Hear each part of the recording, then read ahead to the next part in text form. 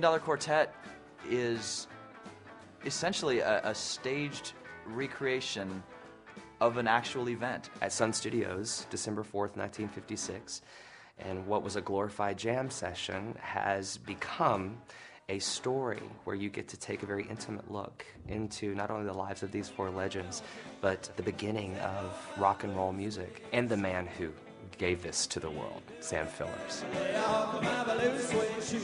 And they just sang a bunch of songs. They jammed the way musicians do. The show kind of goes off into everyone's individual story, and you get to know a little bit about where they came from, the road that took them to Sun Records and brought them together, and then a little bit about where they're going in the future. And along the way, they just encountered a lot of humor, a little hardship, and they made some pretty good music. It's kind of like a family, where Sam's the dad, and Johnny is the oldest son who's like breaking away, and Carl's the second son who's sort of misunderstood and, you know, can't get a break.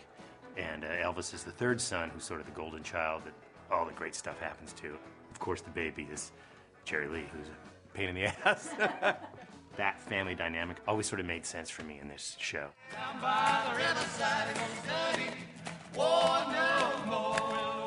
Because they're not even your standard musical theater audience members that are just so thoroughly entertained, and they walk away going, oh my gosh, that was so amazing. All over the United States, that interest is still there, you know, and it's going to be very exciting. There's not very many shows like this that appeals to all walks of life and ages. And by the end of the night, they're all on their feet, they're all clapping, some of them are dancing in the aisles, twisting, shaking, and having a great time. This show is kind of designed for that. You know, it's not really designed for people to sit there with their hands folded in their laps. It's very raw, and it's very intimate, and you really get to see a really different side to each one of these people. I think this story is a story that will speak to you and encourage you and inspire you all at the same time.